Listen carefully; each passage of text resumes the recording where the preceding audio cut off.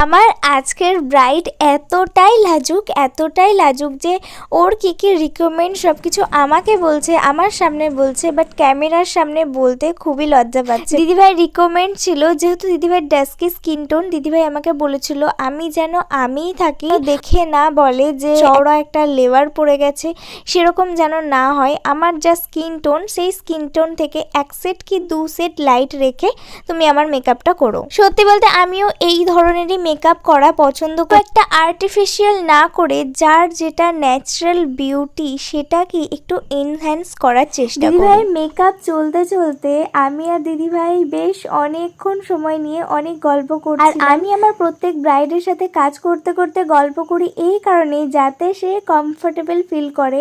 তার কেমন কি পছন্দ না পছন্দ অনেকে বলতে পারে না, অনেকে লজ্জা পায় বা ভয় পায়, তো যাতে সে কমফোর্টেবল ফিল করে সেই কারণে